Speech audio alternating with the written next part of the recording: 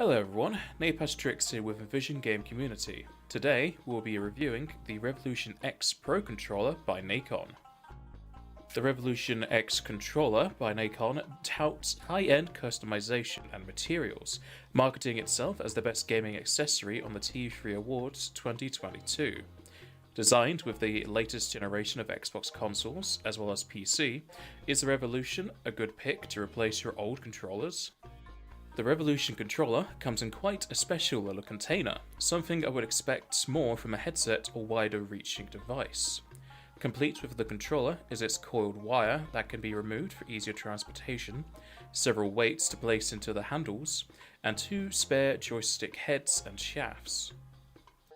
Slowly becoming a standard, the weights can be exchanged in the handles of the controller to decrease or increase its overall weight. This customization allows many players to adjust how the controller feels, making it closer to whatever their previous controller felt like.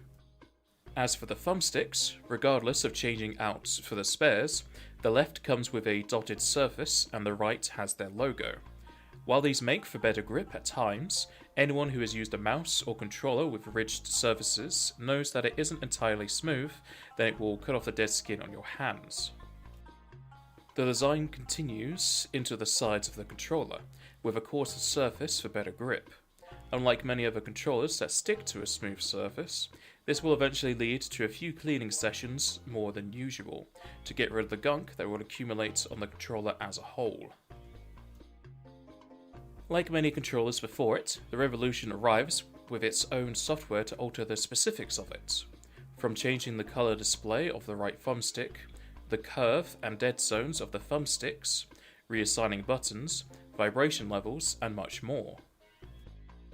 Following the adjustable buttons, the Revolution comes with 4 programmable rear buttons, found where your middle and ring fingers would lay on the back. Sadly, you can't adjust how sensitive or resistant these are, and will take some getting used to if you're not accustomed to back buttons. I often found myself pressing them by accident, though this is sorted by disabling those buttons. Whilst you can change what the buttons do, as far as I could find, you cannot program your own inputs. They are limited to the buttons a controller can normally do. No fighting game combos such as combining the triggers for special moves and the like.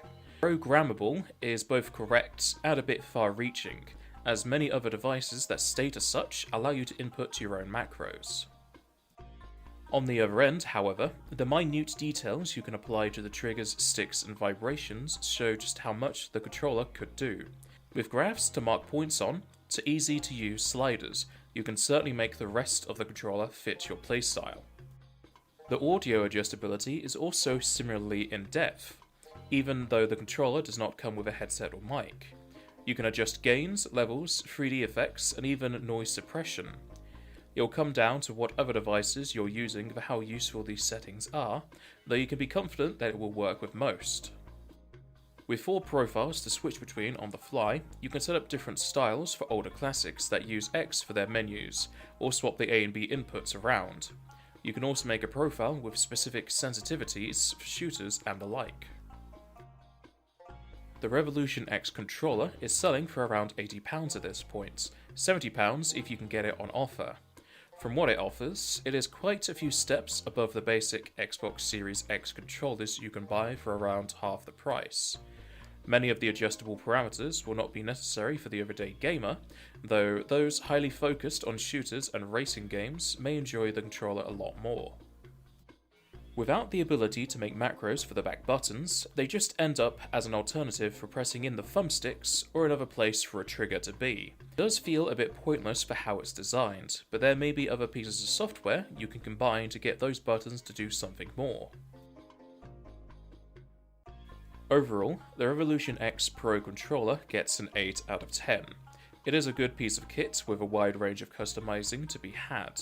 Sadly, it falters when it comes to button combinations for certain genres, and is even worse when used for PC. The spare sticks and changeable weights is a nice to have, though if it were to make the whole purchase cheaper, I would have gone without. Thank you for watching this review. If you wish to watch more of our videos, you can check out our YouTube channel, or you can go to our website for more gaming related news, reviews, previews, and the like.